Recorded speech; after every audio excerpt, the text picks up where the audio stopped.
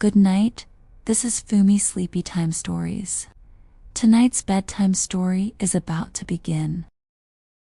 Once upon a time, over 1,000 years ago, there lived a group of kings ruling over small kingdoms. One of these kings lived atop Mount Kotberg, and he was especially fond of hunting. One day, he set out from the castle with his huntsmen. At the foot of the mountain, 3 young maidens were herding cattle. When they saw the king and his men riding by, the eldest pointed toward the king and cried, "Hey! Hey! I'll marry no one but him!" The second maiden pointed to the man on the king's right and shouted from the other side of the hill, "Hey! Hey! I'll marry no one but that one!" Then the youngest pointed to the man on the king's left and declared loudly, "Hey! Hey! I'll marry no one but him." Now, the men to the king's left and right were his ministers. The king and his entourage heard everything the girls had said. Upon returning from the hunt, the king sent for the 3 maidens and asked what it was they had shouted at the foot of the mountain. But the girls now refused to speak. So the king turned to the one who looked eldest and asked her if she truly wished him to be her husband. She replied, "Yes, I do." The 2 ministers then took the other 2 maidens for their wives, for all 3 girls were quite beautiful, especially the one who became queen, with her long flaxen hair. Time passed, and neither of the 2 younger sisters had borne children. One day, the king had to journey far away. Because the queen was with child, and he didn't want her to feel lonely, he asked her sisters to stay and keep her company. Soon after, the queen gave birth to a baby boy who bore a bright red birthmark. The 2 sisters, wicked in heart, conspired to throw the child into the river, and so they did, into what I believe was the river Weser. As the boy fell into the water, a little bird flew into the air and sang, "Whether he lives or dies, only God knows. Brave little boy, become a lily rose." When the 2 aunts heard the bird's song, they were so frightened that they ran off in terror. Some time later, the king returned home. The 2 sisters told him that the queen had given birth to a dog. The king replied, "This must be fate." But a fisherman who lived on the far side of the river had pulled the baby out of the water. The child was still breathing. Since the fisherman and his wife were childless, they decided to raise him as their own. A year passed, and once again the king left on a journey. This time, too, the queen gave birth to a baby boy. Once more, the wicked sisters took the infant and threw him into the river. A little bird flew up and sang, "Whether he lives or dies, only God knows. Brave little boy, become a lily rose." When the king came home, they told him again that the queen had given birth to a dog. The king only said, "This must be fate." And again, the same fisherman found the child and took him home to raise. Not long after, the king departed yet again. This time, the queen gave birth to a baby girl. The cruel sisters threw the baby into the river too. A little bird flew up once more and sang, "Whether she lives or dies, only God knows. Brave little girl, become a rose in bloom." When the king returned, they told him the queen had borne a cat. This time the king was enraged and ordered the queen to be locked in the dungeon. And there she remained for many long years. The 3 children who had been thrown into the river all grew up. One day, the eldest boy wished to go fishing with the other boys, but they refused, saying, "You're just a foundling. Go away." Heartbroken, the boy went to ask the old fisherman if it was true. The old man told him that he had once caught him while fishing in the river. Then the boy declared he must go and find his real father. Though the fisherman begged him to stay, the boy would not be swayed.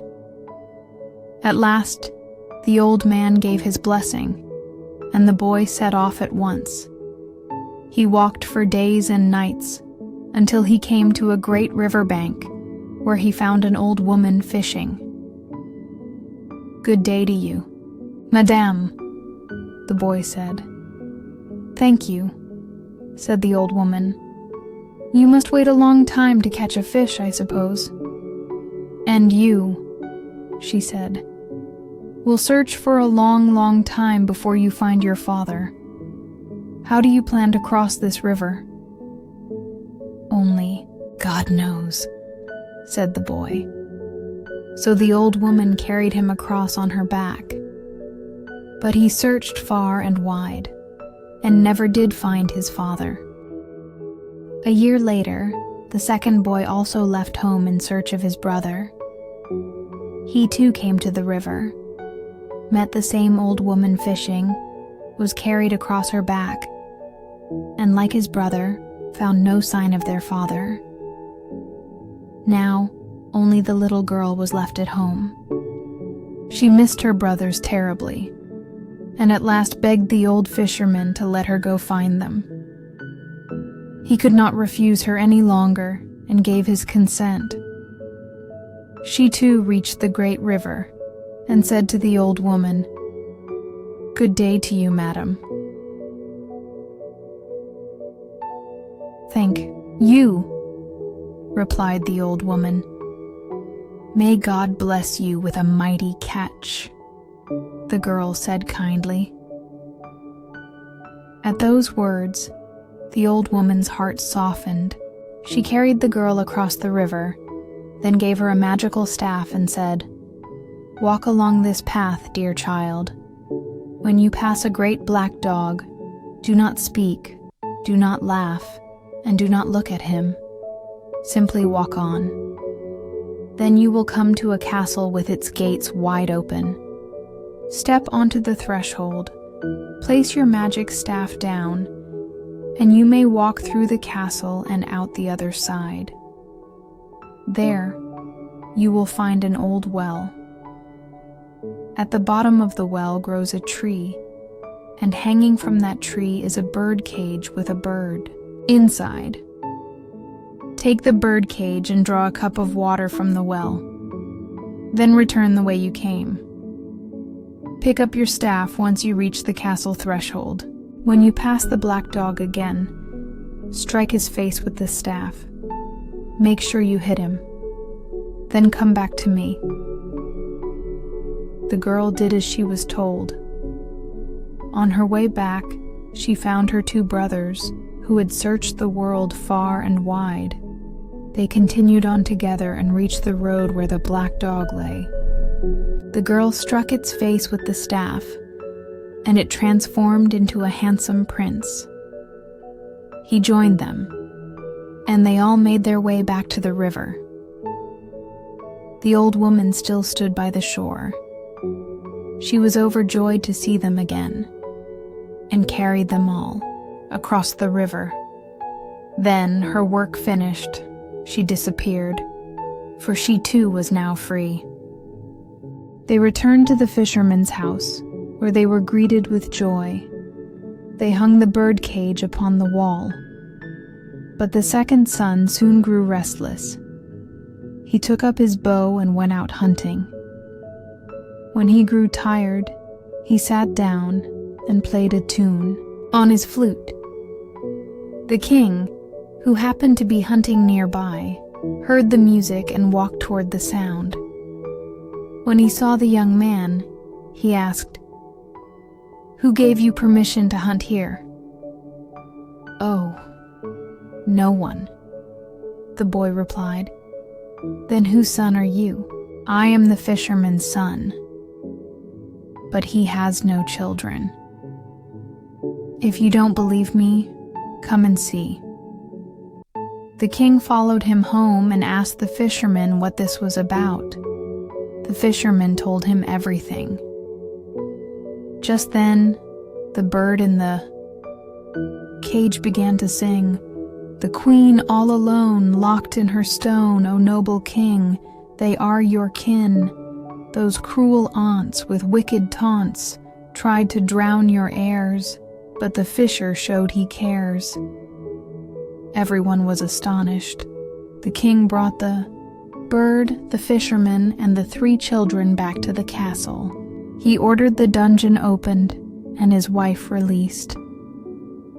The queen, frail and weary, drank the water her daughter had drawn from the well, and her strength returned, her beauty shining once more. The 2 wicked aunts were burned to death, and the youngest daughter married the handsome prince.